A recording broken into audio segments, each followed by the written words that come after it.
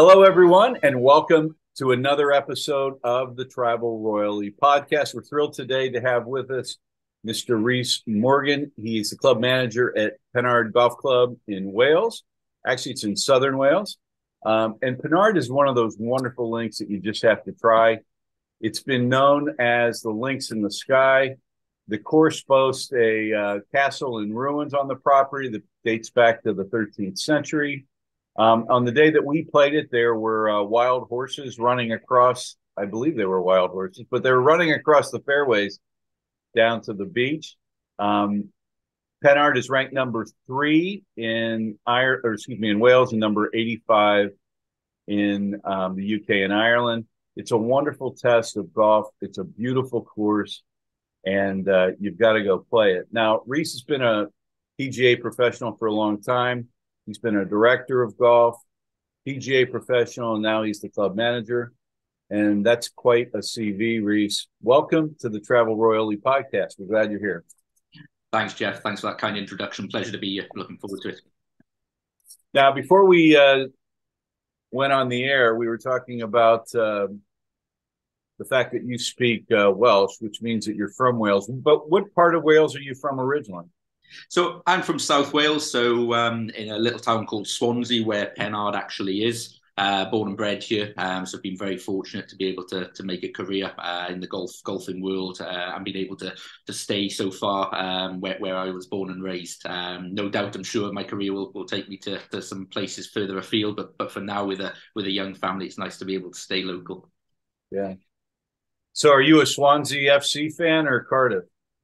Swansea, if I was pushed, I must confess I never followed them an awful lot before they got into the Premiership, so I can't confess to be a big Swansea fan. But if it was between Swansea or Cardiff, it would be Swansea. Yeah. So how did you come to golf in the first place? So I was very fortunate. My dad has come from a sporting background, and in Wales, the big sport is rugby, and that was the sport that he was very much heavily involved with at a professional level. But he always loved his golf and always loved the history of golf, in particular the British Open. And when he could see all the injuries, etc., that was taking place on the rugby field, he strongly discouraged me from playing rugby as much as he loved it, and got me into this wonderful game of golf. And never looked back since. And we've spent many years going to the British Opens and playing British Open venues. And it's a love from the sport that's grown from there, really, from a young age, and particularly, as I say, the British Open and the history and tradition of this great game. Yeah. I've like you, I followed the Open Championship. I've played all 14 of the venues and just love them. But the thing that I like about Wales is that one of the things is that you don't have an Open Championship venue. So the courses for most Americans would be what we call diamonds in the rough, right? These are courses that many of us haven't heard of. Royal Porthcawl is probably the most famous, but the courses in Wales are spectacular. And that's not hyperbole. They really are wonderful. They're just not as well known. So, well, tell us about your professional golf journey, because you've got quite a CV. Yeah, absolutely. Well, from a sort of playing perspective, it was a pretty short journey, I must confess, Jeff. I was never got into the industry to play at a high level. It was always my intention to become a PGA pro, which I've done, and to coach for a living to begin with. But the more and more time I spent in the golf industry, the more I gradually sort of went into the management route as opposed to the teaching route. So it happened quite organically. wasn't the plan. So yeah, certainly from a playing perspective, I enjoy to play. I don't get an awful lot of time to do so these days. I've got 2 young children at home, so hopefully when they're a little older, I'll be able to take them both out on the course with me. So yeah, I could get it round. I played off scratch, so was a decent enough golfer. But certainly, as I say, my aim was to coach, which I did a little bit of in my early career. And then gradually made my way through the management ranks at my previous golf club, Machynnes Golf Club, which is the only Nicholas design golf course in Wales. I spent 10 wonderful years there before then making the move to Pennard Golf Club around 5 years ago, and has always been in management capacities in that sort of 10 to 15 year period. Well, tell us about your role at Pennard. Yeah, well, it's a pretty diverse role, as most club managers would say. There's always an interesting day when it comes to club management. You can have best intentions and best plans laid out about what you want to achieve in any given day, but when it involves people, normally that changes, whether that be members or staff, etc. So it's very much spinning plates job, as I like to say, and you've got to kind of have your finger on the pulse and have your ear close to the ground on most things. So we're an 18-hole golf course, so we've just got the one golf course here at the club, 1896, so just over 125-year-old. We actually celebrated our 125th anniversary in COVID, so we didn't get much of a celebration, unfortunately. But hopefully the next big one for the club will obviously be the 150. But we have a thriving food and beverage department here at the club as well. We have upwards of 15 to 20 staff in the food and beverage department. We're open 7 days a week, so we're very busy from a food and beverage standpoint. And then we also have a professional shop here as well, and the main club office where we have 3 members of staff. We have buggy fleet, trolleys, driving range. So all of this ultimately needs to be managed, and it's just ultimately the overall operation and day-to-day running of the club, really. So in other parts of Britain, that title might be club secretary. Is that correct? It's a position I think has evolved. Traditionally in golf clubs, it was a club secretary role, absolutely. And I think the more the game has modernised and clubs have had to modernise with their approach in terms of running the club, there's been positions created such as club manager, like mine, or general manager. I know in the States they're more CEOs, aren't they? The titles out there, but yeah, absolutely that type of role. It's a general manager role. excellent? So how many members do you serve, and how many rounds are played there annually? So we've got just over 700 members, 705 members in total across all categories. A really busy club. We have between 30 and 40,000 rounds a year, of which around 3,000 to 4,000 are visitor rounds, and the rest are members rounds. So a really busy club. But yeah, predominantly we're a members club ultimately, so it's run and owned by the members essentially. So we can't have too many visiting rounds for that reason, because ultimately our priority has to be with the members who subsidise the club. But we also have a decent green fee revenue, healthy green fee revenue, and it's great. We love welcoming visitors to the club, particularly Americans. They absolutely love the course, and it's something they've never experienced before. You've got a wonderful picture of our club behind you there. Exactly. That's our 7th hole, one of our signature holes, and you can see the castle there on the right hand side, which the club actually own. And I'm not too sure of many other golf clubs that own a castle which is on the land, so it's quite a unique selling point. But yeah, busy golf club. We've got a lot of members, a lot of visitors. Excellent. Now, most of your visitors, you said you have 3,000 to 4,000. Are those mostly societies that come through, or? They're not actually. The majority would be through tour operators. We actually like to try and concentrate on a bit smaller groups. So big society groups of say 20 plus golfers. We do those, but we don't feel as if we're able to look after those many golfers as well as we'd like to, because of our infrastructure and the amount of people that we've got working for the club. So we like to focus on the smaller groups because we feel we're able to give them a real nice welcome and a good customer service, and the journey from a customer service perspective is excellent. So yeah, whilst we do those big groups, we very much try and focus on the smaller groups. So what percentage would you say of the 3,000 to 4,000 are American golfers? Oh, it's a very small percentage. We're looking at 2-3%. We have a lot of European golfers. That would make up the majority of ours. We're around 80% European, just over 10% UK, and then the others is made up slightly of more of North America, Canada, etc. Combined. Yeah. So yeah, predominantly European market. You know, the fact that so few Americans have heard of Pennard is really a shame, because it truly is a wonderful links. With it being such a strong links, why do you think it flies so low under the radar? Yeah, I think a big reason for it is Scotland and Ireland. They obviously host very prestigious championships, i.e. British Open and other European Tour events, etc. So I think they're obviously very well known to the American market. Scotland being the home of golf, it's very much publicised. I know these countries also have incredible backings from their government as well. There's an organisation that really pushes the golf side of things. We don't have that in Wales, unfortunately. We obviously a lot smaller country and have a lot smaller scale of resources to be able to do those things. But certainly from a golf course perspective, I've been fortunate enough to play a lot of the top links courses in the UK, and our golf courses are up there. They really are.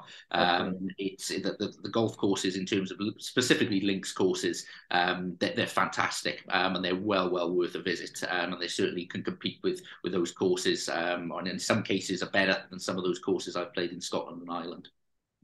What would you say makes the course so special?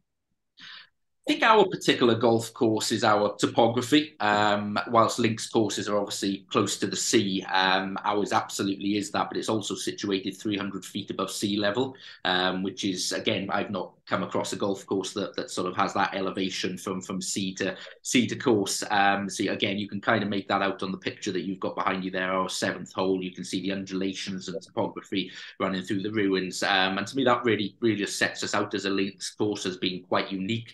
Whilst we absolutely play like a traditional links course would, hard and fast, but we've also got those elevation changes as well, which is quite unique from a links course perspective. Yeah. Well, I have to tell you something. You know, I know that you feel the same way. There are shots that you've hit in your life at memorable golf courses where you'll never forget the shot. I remember hitting a draw on a 3-wood at Royal Liverpool, and I hit a fade, and my caddy said, "Hit a draw here," and it was perfect. And you could feel it in your hands, you could see it right. That was one. But I had one at Pennard. Now I don't remember the hole, but my recollection was it was a par 3, just slightly uphill into a heavy wind. Yeah. Okay. I hit a knockdown. Now this is 20 years ago. I hit a knockdown 2-iron to 2 feet. And it was one of those shots where we don't have the occasion to hit those shots here, right? No one plays a knockdown shot, right? So I hit this shot that never got more than 10 feet off the ground, like a bullet. It went at the flag. We thought it was a hole in one, which you would have thought impossible on a wind. I mean, it was not a gale, but at least a 2-club win. And that's one of my most memorable shots. But the other thing that made Pennard so memorable, as you talked about, was the castle. But those horses running along the course, it was the first. It's funny because that was the first time I'd seen that livestock on a golf course. And then later, we played at Aberdyfi, and there were cows on the course. And you're like, and then having played a lot more, I've seen sheep, cows, goats. But your course is the only one where I've seen horses. Yeah, well, unfortunately, we don't have the horses anymore, but we do have cows on the golf course. So again, similar to Aberdyfi, we've essentially our golf course again is quite unique in the sense that we own the land, but there are farmers that have grazing rights on our land. The farmer that used the grazing rights to graze horses several years ago sadly passed away, so he no longer uses those rights. But there is a farmer now that grazes cattle out on the golf course, which is amazing and unique to see. It certainly gives us trouble from a golf course perspective and managing the golf course, limiting the damage that they would cause. But very unique and wonderful to see them out there as well. And a lot of the visiting golfers, as you say, nothing they've seen before, so they absolutely love it when they see it on the first tee. Yeah, well, the more we talk, the more I get excited about sending people to Wales because clearly you love Pennard. I love Pennard. And again, I'm saying this again. I truly mean that. It was a wonderful experience.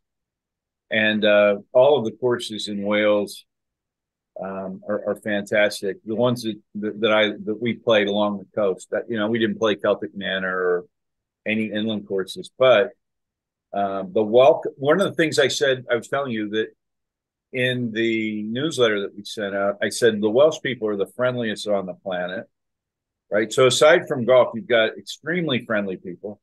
You've got beautiful seaside villages, and you've got that drive that looks like Pacific Coast Highway down the coast. And, you've got your property with a castle on the property. You've got Royal St. David's, where you play in the shadow of a castle the entire time.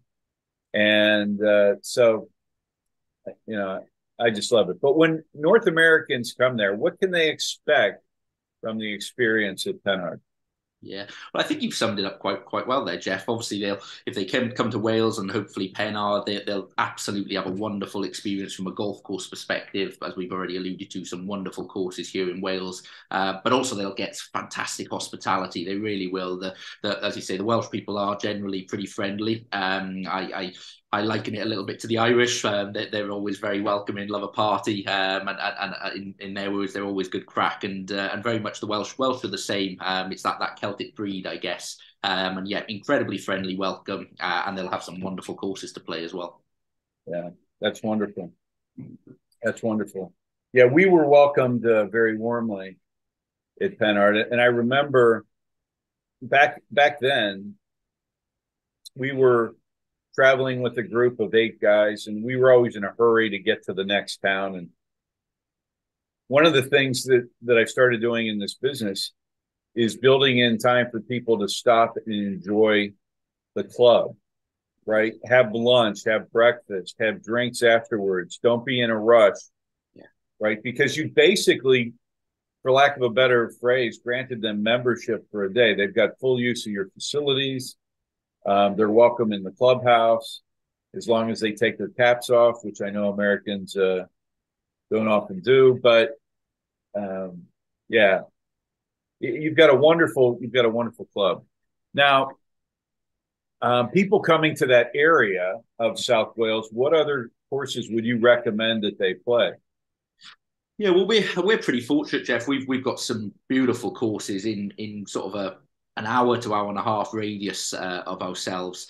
And they're wonderful links courses. A few favourites of mine, obviously Royal Porth Core, which, as you say, the majority of the listeners have probably been aware of, having hosted the tournaments they have, Walker Cup, Senior British Opens, etc.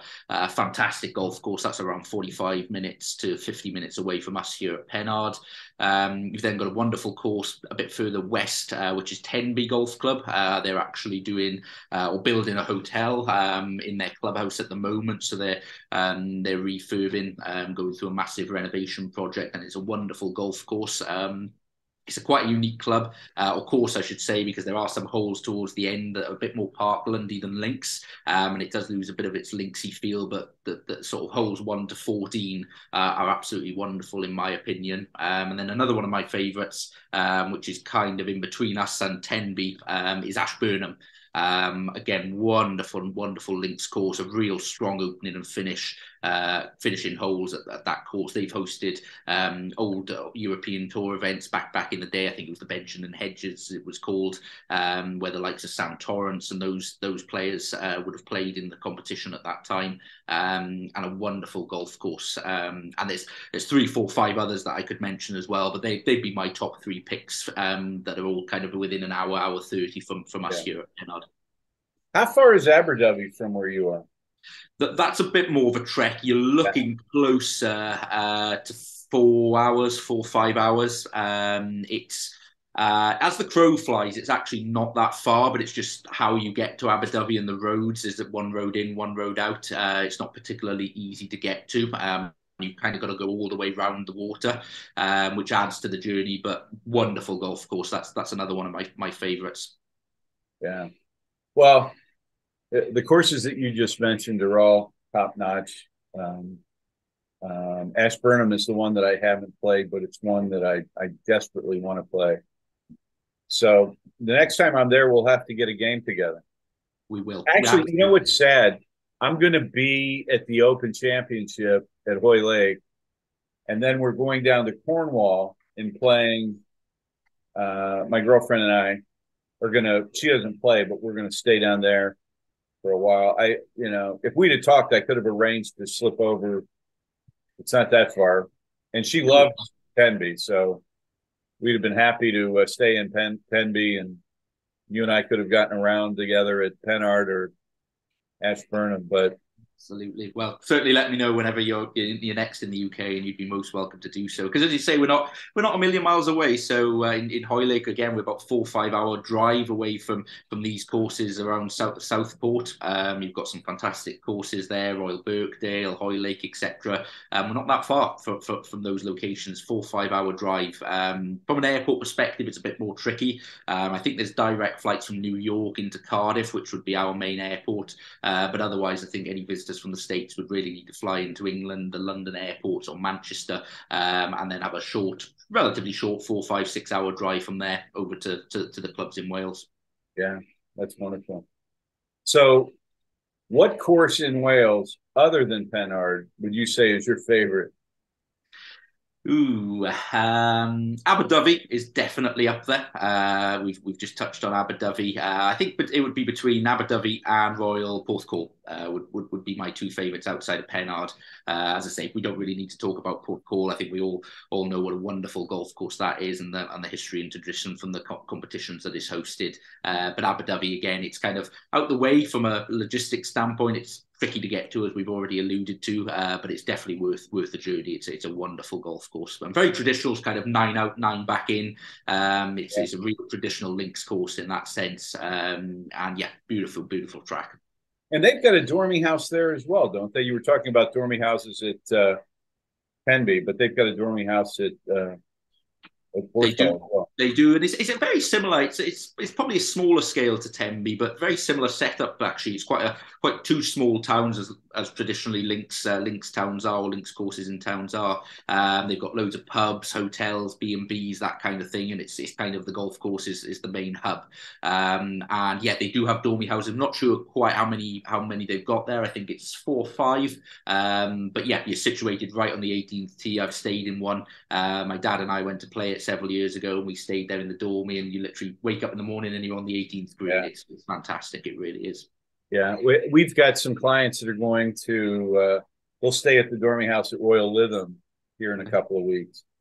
And I've stayed there, and you overlook the putting green where Ernie Els learned that he had won the Open because Adam Scott, I think, bogeyed 18 or whatever. And I remember the television cameras on him. And then I'm staying in the room looking down at the spot. But we stayed in dormy houses there, and at Formby. Yeah. I'm trying to think. There have been some others, but it's a wonderful experience. But anyway, so have you ever played golf in the States? I have, yeah. I've played probably the biggest course that I've played in the States would be Torrey Pines, where they've had the US Open. My wife and I were over there on holiday several years ago. Played a bit of golf in Florida. Unfortunately, I was due to play Bay Hill on one of our trips over there, but there was thunder and lightning on the day that I was due to play, so I didn't get to play Bay Hill, unfortunately. But I played Torrey Pines, and it was absolutely beautiful. Again, kind of a links course. I know it's not links in the sense of a British links course, but beautiful on the seafront there. Absolutely gorgeous. I mean, the views were just incredible, and it's lovely to see it when they do go back to play a US Open. I can remember most of the holes, and it's it's lovely to see. Yeah, well, the battle that Rocco Mediate gave Tiger Woods there makes that course, at least for me, it's cemented in my memory. And I used to live out there in Los Angeles, and we would go down for what was then the Andy Williams Open. Andy Williams was an American entertainer, and back then they would have like the John Wayne Open or the Andy Williams Open, or what they would name them after celebrities. Now they've got mega sponsors doing it, but that's a wonderful. So, what course in the world would you most like to play? Ooh, well, I guess this answer is probably going to be most people's answers, and I think that's probably going to be Augusta National. It's just one of those courses, and that you look at. I'm not fortunate enough to say I've been there yet. I'm hoping with my father and I are going to visit to see the Masters in the next few years. We're hoping to sort of organise that trip, but that would have to be on the top of the bucket list from a course I could kind of pick anywhere in the world. It just looks absolutely phenomenal. Yeah. Yeah, I live about 2.5 hours from there, so I've been fortunate to be able to go over probably a dozen times to see the tournament, Right. and it's you can't imagine how well looked after that course is. I mean, there's not a blade of grass out of place. I mean, the lengths they go so that the patrons, as they call them, have an amazing experience. Like, and not just there, but on TV. So, as an example, if you buy a sandwich, which will only be like $2, right? They're not charging $20 for a sandwich like they could.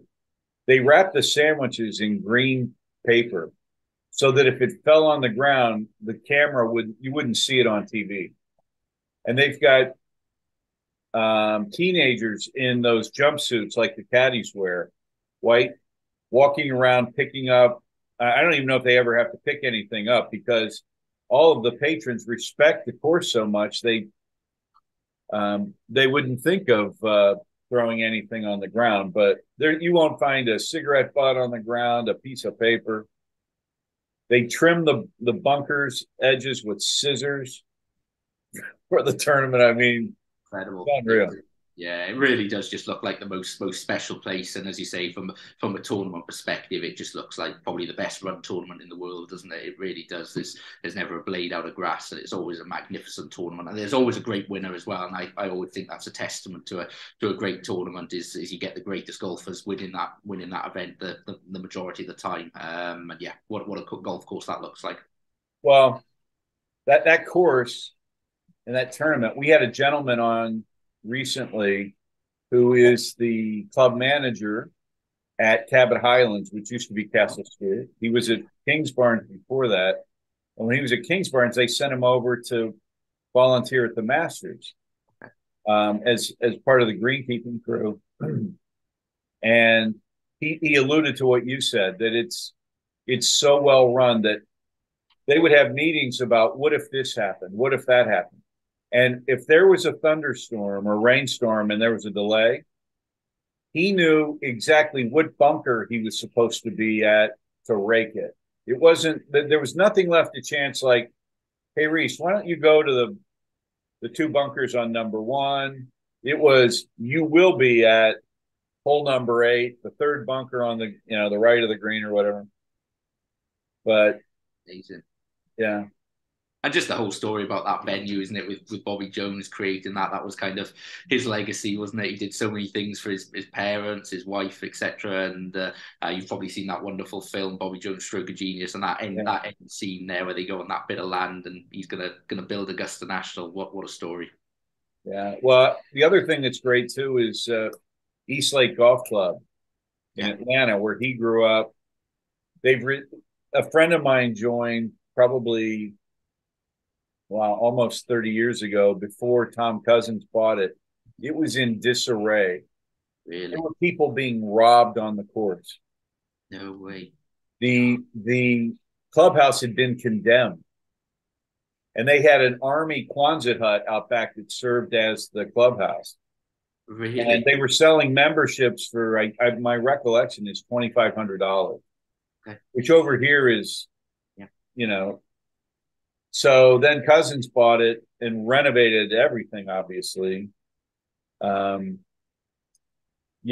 in sub-air fairways and greens and completely rebuilt the clubhouse to its original grandeur. And it's full of Bobby's trophies and replicas of the Open Championships and the British Amateur. And it's just phenomenal. It's an amazing experience. Fantastic. And there's a wonderful picture of him at Royal Lytham, isn't there? You mentioned that you'd stayed in the Dormy house there. There's a wonderful picture of him in that clubhouse, obviously having won the British Open there, and that famous shot he hit on 17. What a golfer. Amazing. Well, they've got a plaque in the fairway there where They have. But yeah, that's fantastic. I'm going to take a wild guess. I want to know who your favorite golfer is, but it's got to be Woozy, right? Yeah, he's certainly up there from a Welsh perspective. I'll be honest, I'm of the age where Uzi was kind of coming towards the end of his career. I was born in 1990 and he won the Masters in the early 90s. So I never really got to see Uzi in his prime. But I'm a left-hander. So growing up, there wasn't a lot of lefties out there, and there's two that kind of sprung to mind when I was growing up, and obviously Phil Mickelson being the big one, but also there was a Canadian golfer who won the Masters, and I vividly remember him doing so, was Mike Weir, and I thought he was an absolutely wonderful golfer. Watched him quite a lot in the Opens when I went to watch him. So those two from a left-hander perspective were my favourites, and I also had a bit of a sort of love for Sergio Garcia. I guess that's kind of Spanish flair. Just always enjoyed watching Sergio play. But yeah, Uzi obviously has the Welsh connection, but those three golfers really kind of stood out to me growing up, and obviously I was fortunate to grow up in an era where Tiger Woods was dominating everything. To see Tiger do what he did, I'm a huge Tiger fan. To see what he's been through in his life and be able to produce the golf that he did is just amazing. So yeah, I've been very, very, very lucky to be able to watch him in his prime growing up. I mean, he won the Masters 4 years ago. That was the most phenomenal achievement in golf I've ever seen. But well, you've got Brian Harmon and Bob McIntyre now as lefties playing on tour. Are there any? I'm trying to think. I can think of one other professional golfer from Wales, but that's probably been 20 years. Are there any, players on the DP World Tour at the moment or the Women's Tour? No, the only two that spring to mind, one of them is probably who you're thinking of, was Philip Price, who played in the Ryder Cup. Famously beat Phil Mickelson at the Belfry on the Sunday in the singles. Bradley Dredge has been a very good player. Yeah. Jamie Donaldson has played Ryder Cup. He played England Eagles. So there's been a few Welsh golfers, not so many around at the moment, but you never know. Hopefully in a few years, maybe some more will come along. But yeah, we've had some decent golfers over time. Hopefully, one of your students will be one of those maybe people that make it to play at the top. If you had a dream foursome, you and three others, living or dead, who would you choose and where would you play? What a good question. Well, I think my dad would have to be in that because he was the guy that got me into this wonderful game. So dad would have to be in there. Jack Nicklaus would definitely be in there, and Ben Hogan. That would be an amazing football. I think having not seen, obviously been able to see Ben play in his day, but watching videos and reading about his history in the game. And again, he had a really bad car crash. They said he'd never walk again. Came back and won major championships. And obviously Jack's, in my opinion, the greatest to ever play the game. 18 majors and 19 times runner-up in major championships is just an unbelievable stat. So yeah, that would be my four ball. That's an excellent four ball. And I'll tell you what, Ben Hogan would love Pennard. And the reason I say that is he loved Panmure. Yes, right? yes. Which is where he went to practice before he won the Open in his one and only visit over there. And, it's interesting. We had some people that played there. We couldn't get them on the old course through the ballot one day. They only had one day available that they were eligible to play to enter them into the ballot. And we were unsuccessful, so we got them on Panmure. And at the end of the day, I sent them a text, how did you like Panmure? And they said, thank God we didn't get on the old course because we would have had to have missed Panmure. Really? Right? Which is a testament to every club like yours, right? Most people haven't heard of Panmure. Most people haven't heard of Pennard. But once you're there, the light goes on. Right? Yeah. Like, I get it. This is the essence of links golf. Yeah. You can play the Porthcalls or the Lythams or St. Andrews or those championship courses, but there's nothing like stumbling on a wonderful course like Pennard and having, particularly on a sunny day, having a wonderful day out on the links. There's just nothing better than that. And coming in with locals, members, and having a pint with them because no one over there will ask you, how did you play? They'll ask you, did you enjoy our course? Which I just love that question. Because here in the States, when you come off, they're going to say, what'd you shoot? Yeah, no, absolutely. They're particularly our members. They're very, very proud, and rightly so, of their golf course. And you're absolutely right. They take a great amount of pride from people enjoying where they can say they're members of. So yeah, you're spot on. That is the first question that members ask. It's, did you enjoy? And I think that's so important. I think that's ultimately why the majority of us play the game, isn't it? Is for enjoyment and for fun. So it's such a big part of it. So, do you have anything left on your golf bucket list other than playing Augusta? I mean, I understand that, but is there anything else on your golf bucket list? There's one final thing that I've got, and again I've mentioned him quite a few times throughout this podcast, but it's a bucket list that item to tick off with my dad. So I heard you earlier on in the podcast. You said that you've already done it, but we set out many years ago to say that we play all 14 British Open venues together. We've done 10 of the 14, so we've got 4 to go. So yeah, it's ticking off those final 4 with Dad, and being able to say that we've played all the Open venues together. Yeah, I actually have a photo on the wall. It's not a photo; it's a plaque with ball markers from all 14. Brilliant. Right, that a friend gave me when I played the final one. Which ones do you have left? So we've got Royal Portrush over in Ireland. We've got Royal Troon, Muirfield, and Prestwick in Scotland. But you played Old Musselburgh? Yes, played Musselburgh. Yeah. Yes, yeah, amazing. Round the track there, the horse track. It's incredible. Really is. It's amazing to think the Open Champ. When you look at the scale of the Open these days, amazing to think that the Open Championship was played at that little venue, Yeah. isn't it? Yeah, it's well, the history of golf is fascinating, and those courses are fantastic. I mean, I loved again. Some of those are very aren't well known anymore, like Old Musselburgh or Prince's or Royal Cinque Ports, but just fantastic venues. And they've done a lot of work to Prince's recently. They have. They have. Yeah, they really have. And Cinque Ports, I think, is very underrated. It's a fantastic golf course. And I think if memory serves me right, they were supposed to have hosted one more Open that they actually have done, but it got washed out. There was floods and Exactly, flooded. You're right. it's quite low lying there. So I think it either went to St George's or Princess, one or the other, because the 3 of those are very close to one another. But I think it's a wonderful golf course. St Ports, I really do, and the clubhouse is beautiful there, overlooking the first fairway. I think it's a really nice setup. Yeah, I agree with you. Okay, so I've got one last question for you, and that is for someone who's coming to play um, golf in Wales for the first time, links golf, right? They're playing links golf for the first time, and they're coming to Pennard. So, what advice do you have for them as they come over to play links golf for the first time?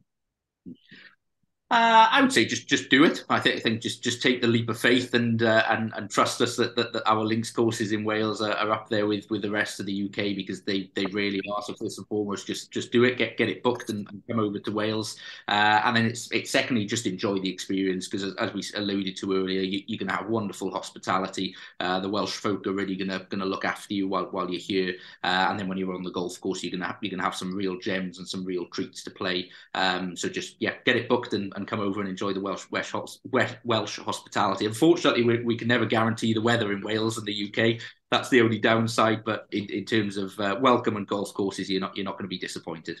Yeah. Well, I've got one other piece of advice, and we're going to share it next month in our newsletter. I've got a video that Dumbarney sent me, and it's a guy, their head pro, teaching you how to hit a stinger, like the Tiger Woods stinger, right? And he's using a 5-iron, and the ball's not getting more than a dozen feet off the ground, but going, 150 yards on a rope towards the pin. It's fantastic. So, well, you particularly need that shot round here, because again, as we touched on earlier, it's links golf. It's going to be blowy, and it's also 300 feet above sea level here at Pennard. So yeah, the wind can certainly play a huge factor in your round. So yeah, keep the ball low, definitely. Yeah, excellent. Well, Rhys, it's been a true privilege to have you on the podcast today. We're really grateful that you spent your time with us, and we know that the American audience is going to love hearing about Pennard, and I know that they're going to want to come play it as soon as possible. Fantastic, Jeff. I really hope they do, and I really look forward to welcoming some of your clients over to Wales in the coming years, and indeed yourself and your good lady as well. So please do let us know when you're in the area, and you'd be most welcome here at Pennard. And thanks for the invite. It's been a pleasure to be on here with you today and to talk about golf in Wales. Thanks very much. We appreciate it.